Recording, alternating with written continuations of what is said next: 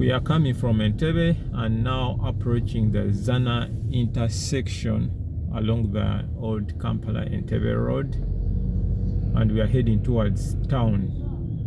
At this Zana intersection, you have on the left one of the roads, that access roads leading to Nyanama and that part of town. But as we continue on to this part of the road, what becomes clear that this is a better road towards it has double lanes on both sides, and there is much more improved traffic flow on this part of the road. This road, I think, was constructed around 1994, if I remember correctly, or improved since then, but that was for the improvement works from Chuya up to Zana to make it double, and to resurface the other part that extended up to Entebbe. It used to be our only access road to Entebbe, and that has since changed with the construction of the Kampala of the Busega Entebbe Expressway. But even with that, this road was recently improved. This is where we call front page. This used to be one of the worst areas whenever it rained. It used to flood and across the entire road from this side of the road to the other side of the road. But I'm not so confident about the current situation, but I want to think that things have changed. As we approach Namasuba, there is a junction at Namasuba stage, which I believe could be responsible for this traffic build-up, because we have a number of vehicles that come from Ndeje side, connecting onto this road and heading towards town. And at that junction, we would naturally expect that there would be a traffic hold up to let vehicles onto the road. Nonetheless, I want to hope that this traffic is moving and that it will not take long before we reach town. However, I know that this is the main road into town, and at this time, around 7:15, 7:20 a.m., it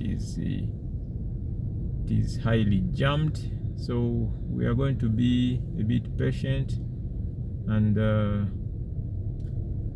I'll have to maybe cut the video short at some point, but along the way I would like to let you know about the features of this road, especially this part of the road from Zana.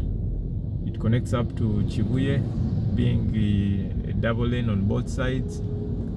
At Chuya, you meet a very big intersection, which we'll look at later. But the main challenges of this road, and why we really advocate for flyovers along some of these major roads, are these junctions. For example, this jam here is due to the junction which we are just getting into here at Namasuba. But right after you leave Namasuba, you have another junction at Stella or Najjanankumbi. That junction too, it's a crossing junction, so it equally contributes to the traffic situation on this road being bad. Then you leave that junction, then soon after you get to Chuya, where you have another similarly heavy clogging of traffic at that Chuya spot. So in terms of planning and in terms of really improving the traffic situation within the city all along this road, these are some of the things that you would expect, or that one would think would be looked into, to see how do I, for example, create a flyover for vehicles coming from the right side of this junction from Ndeje and joining here, so that they join at a certain distance along the road, not exactly interrupting the traffic flow that comes from Entebbe. Then secondly is you want to have a smooth flow of this traffic so that it is not interfered with. And that's why on the expressways, on the northern bypass, for example, we're able to remove those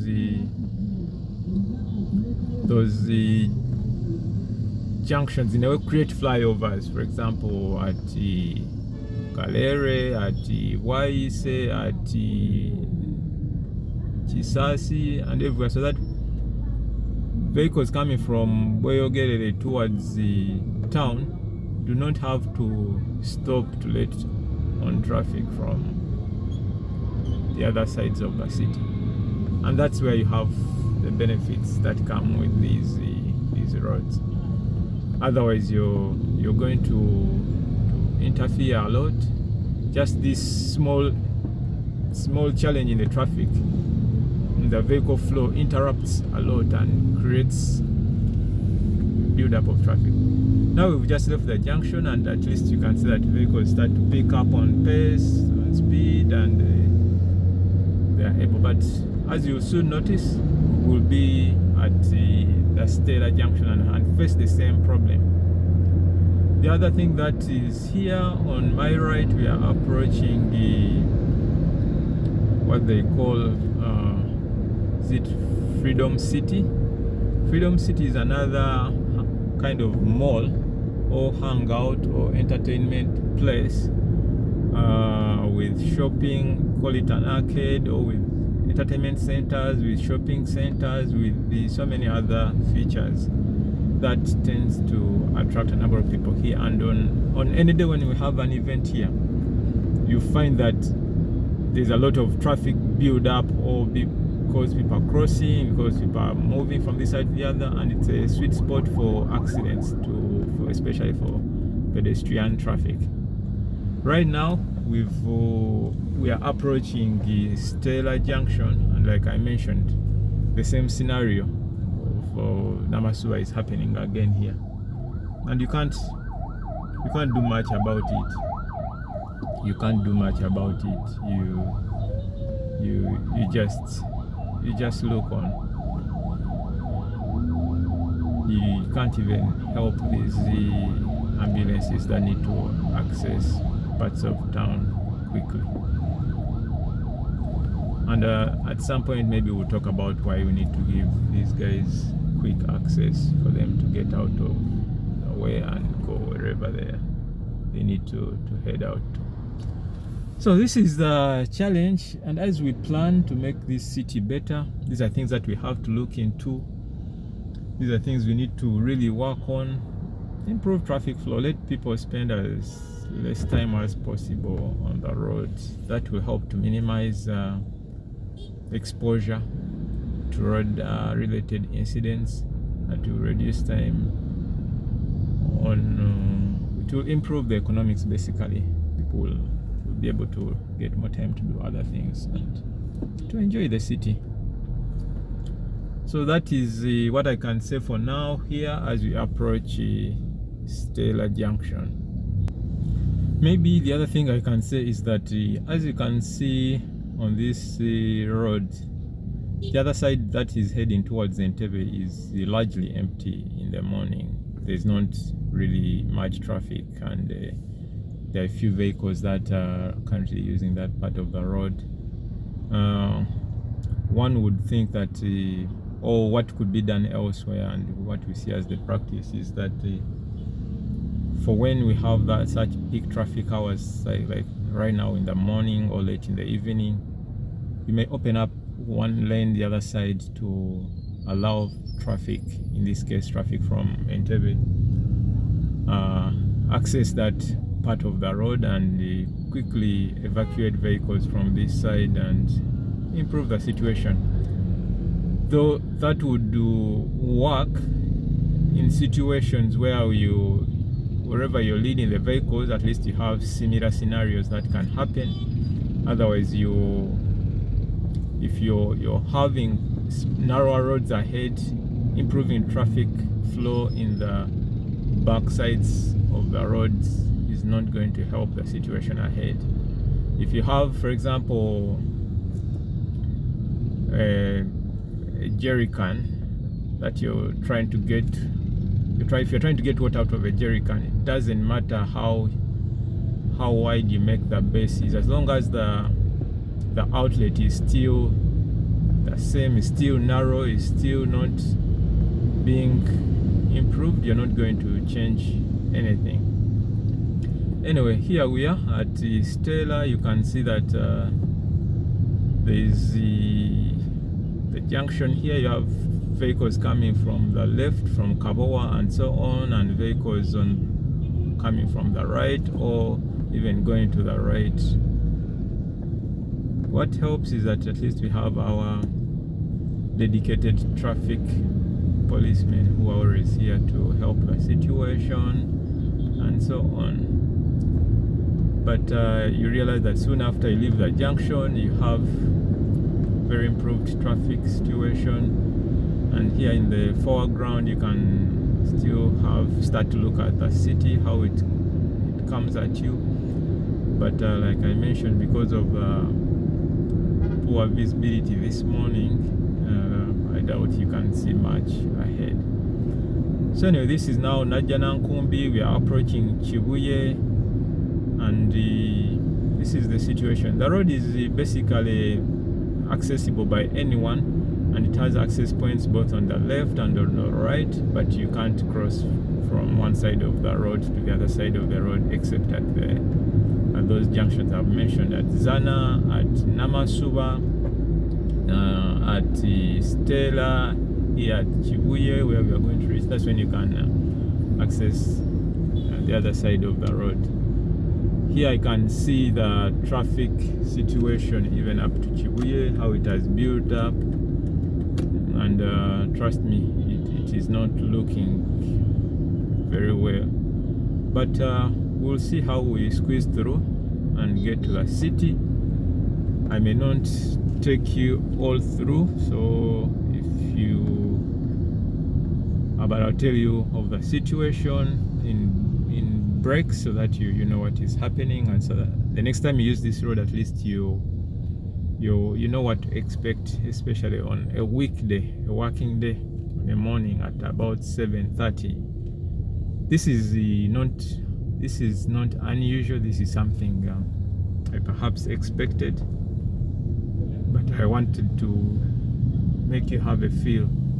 The roads, like several of other roads, is filled or has a scatter of different fueling stations on both sides of the road, from the big brands to the upcoming ones, and there's a lot that comes with that. Anyway, let's now get into this small jam towards Chuya Junction. Maybe I can tell you also about the junction at Chuya. It connects to Machindye, to Lukuli, to Salama, to Busabala, and so on. That's on the right. On the left, this junction connects to, it's the start of basically Masaka Road as we know it. The junction on your left at Chuya would take you to Ndeba, Natete, and so on up to Segap, and you can continue to the different major roads of the country. And then through where, that's where we now start looking at what we call the Queensway. Queensway is now what takes you up to Clock Tower. Basically that part of town, the center of part of town is at Queensway, more or less, in terms of connectivity from this side of town of Kampala. So this is Chuya. There is a famous market here. When I was growing up, it used to be every Wednesday, but nowadays it's as if every day is market day. But most important days are Wednesdays and Thursdays and Saturdays, where we have farmers coming in very early in the morning and everything. But the market is operational throughout the day, so it can be accessed It is a very busy place around here. You have crossing, which is on the road, on the base of the road. I always wondered why we never put a pedestrian crossing, an overhead pedestrian crossing here. But I think that I stopped wondering, especially knowing that this place is busy. You're going to see at that junction as we come close. The other important thing you need to know about this junction is there is underground train crossing at here at Chuya. That is a key feature here. Maybe one time we'll see the train connectivity, but this train line leads up to Nalukolongo. If you're familiar with Nalukolongo and the industrial base that is there, but it cuts through Katwe and continues on to Kampala, the train line. And I don't know if that is one of the lines that is being improved, but this is the Chuya junction for you. We will squeeze through little by little, and once we are through here, we will now head into the Katwe area, where we will now have similarly continue that double lane, but now on perhaps now the more or less the approach into the city. It's busy. In terms of safety, this part of the road is a bit challenging. Road safety is a challenge on this road because people treat it as a highway, and they tend to speed when there is no traffic, especially in hours between 9 and 5 or 4 p.m. So there are always accidents that are happening there because they're speeding, people are crossing from even undesignated crossing areas.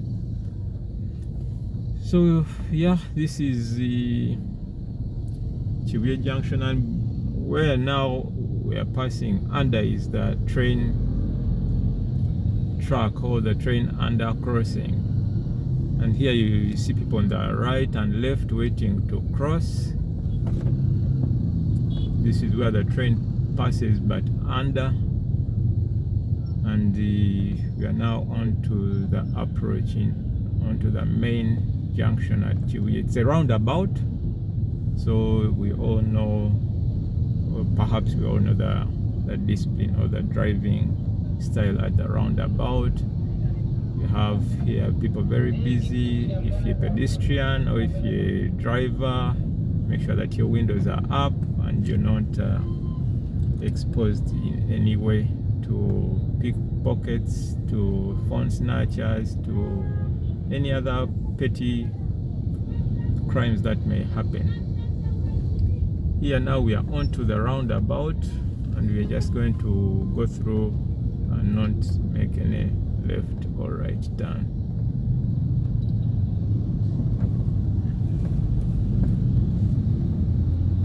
As usual, our mix of traffic with borders, with the long vehicles, with wide vehicles, all wanting to have a share of the road and into the city. And we continue to accommodate every road user. I advise that if you're a driver and you see a group of people, more than one, more than two, trying to cross, kindly let them through and put your hazard lights to let other drivers or road users know that you're letting people through, or there's something that is holding up briefly. On the left, we've passed the famous Muganzi Raza Bridge road building. Here we are at Katwe. On the right is Musa Bode, a famous place for fabricating everything you need. This road has been deteriorating in the past, but I think they did some improvement works, especially as we came closer to Nam.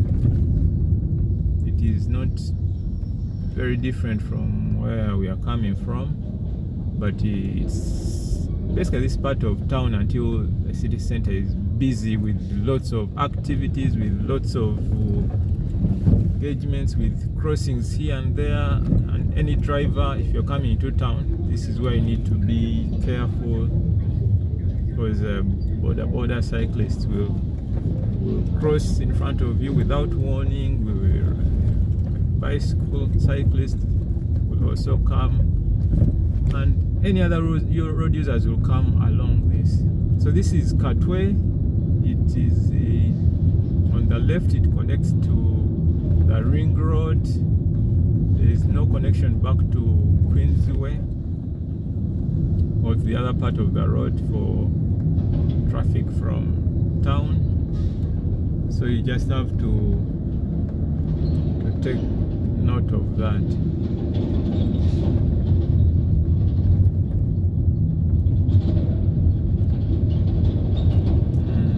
This is Katwe, the number of junctions. This is one that connects to the ring road. There are several others, and